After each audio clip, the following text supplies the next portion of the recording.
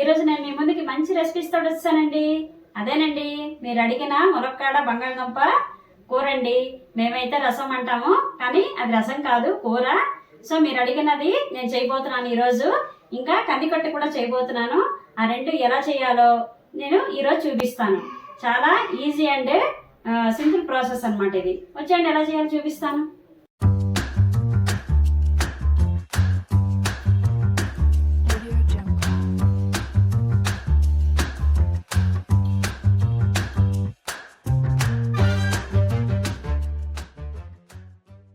నేను ఒక 3 దుంపలు తొక్క తీసేసుకుని ఇలా ముక్కలు తరిగేసుకున్నాను. ఇంకా 2 ములక్కాళ్ళు ఇలా తరిగి పెట్టుకున్నాను. ఒక గుప్పెడు శనగపలుకులు తీసుకోండి.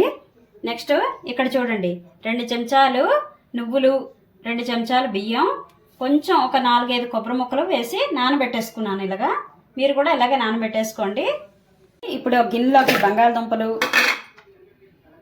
ములక్కాళ్ళు, అలాగే శనగపలుకులు వేసేసుకొని ఒక గ్లాసున్నర నీళ్లు పోసేసుకొని దీన్ని 15-20 నిమిషాల సేపు ఉడకబెట్టేసుకుందామండి. ఉప్పు వేయడం చూపిస్తాను.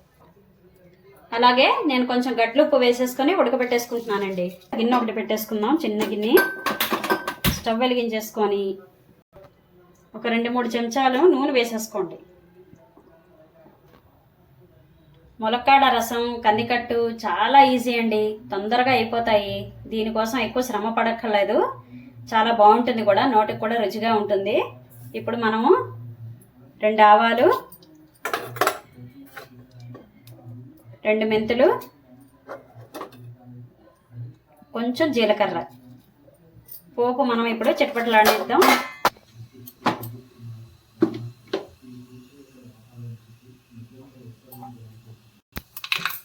పోపు చిటపట్లాడిందండి. ఇప్పుడు మనం ఒక్క ఎండుమిరపకాయ వేసేసుకుందాం. అలాగే కొంచెం ఇంగువ అయిపోయి ఇప్పుడు నేను గ్లాసు నీళ్లు పోసేసుకుంటాను. చూడండి పోపు వేగిపోయింది. ఇప్పుడు మనం గ్లాసు నీళ్లు పోసేసుకుందాం. చూడండి నేను ఇక్కడ ఉడికించిన కందిపప్పు నేను ఈ మాత్రం ఒక చెంచాడు అనుకోండి. ఈ చెంచాడు కందిపప్పు మీరు ఆ కందికట్టులో వేసేయండి. చూడండి పులుపు కోసం నేను ఈ మాత్రం చింతపండు వేసుకుంటున్నాను. ఎక్కువ అక్కర్లేదు, కొంచెం వేసుకోండి. పులుపు కొంచెం తగిలితేనే బాగుంటుంది. ఈ మాత్రం చింతపండు వేసుకుంటున్నాను నేను. అలాగే ఒక్క పచ్చిమిరపకాయ ఇలా తుంపి వేసేయండి. అలాగే తగినంత ఉప్పు వేసేసుకోండి, రుచికి సరిపడా ఉప్పు. ఇప్పుడు మనం దీన్ని బాగా ఉడకనివ్వండి. ఏదైతే మనం చెంచాడు కందిపప్పు వేసామో అది ఉడికితేనే బాగుంటుంది. చూడండి కూర కోసం నేను ఏదైతే నువ్వులు, బియ్యం, కొబ్బరి నానబెట్టుకున్నానో అది ఇప్పుడు మనం పేస్ట్ ఆడేసుకుందాం.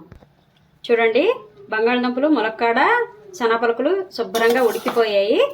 ఇప్పుడు నేను ఏదైతే పేస్ట్ ఆడించుకున్నానో చూడండి, నువ్వుల పప్పు, కొబ్బరి, బియ్యం ఏదైతే పేస్ట్ ఆడించుకున్నానో బాగా ముందే చెప్తున్నాను, బాగా మెత్తగా ఆడించుకోండి. ఇప్పుడు మనం అందులో వేసేసుకుందాం. చూడండి నేను ఇప్పుడు ఈ పేస్ట్ ఇందులో వేసేసుకున్నాను. వేసుకున్నాక దగ్గర పడేంత వరకు కొంచెం ఉడకబెట్టుకోండి. చూడండి నేను ఇప్పుడు 4 పచ్చిమిరపకాయలు మిక్సీ ఆడేసుకుంటాను. చూడండి పచ్చిమిరపకాయలు పేస్ట్ ఆడేసుకున్నాం కదా, ఇప్పుడు ఇందులో వేసేసుకుందాం.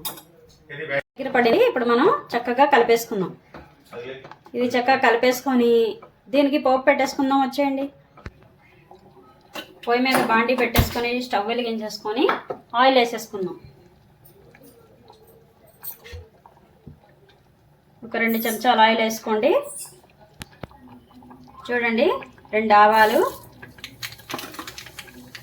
అలాగే ఈ మాత్రం మినపప్పు,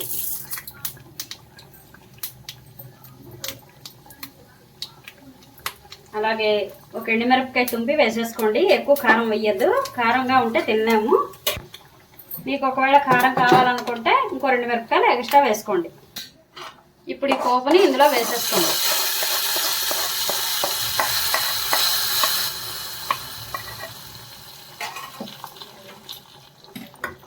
చూసారు కదా చిక్కబడిపోయింది. మనం ఏదైతే పేస్ట్ ఆడుకుంటామో దాంతోటే చిక్కబడుతుంది. ఇంతేనండి, మీరు అడిగిన ములక్కాడ బంగాళదుంప రసం తయారైపోయింది. మీరు కూడా ఒకసారి ట్రై చేసి చూడండి, చాలా బాగుంటుంది. అలాగే కందికట్ట కూడా రెడీ అయిపోయింది. చూసారు కదండి ఈరోజు మా రెసిపీస్. మీకు గనక నా వంటలు నచ్చితే గనక లైక్ చేయండి, షేర్ చేయండి, సబ్స్క్రైబ్ చేసుకోండి, అలాగే సపోర్ట్ కూడా చేయండి. Thank you.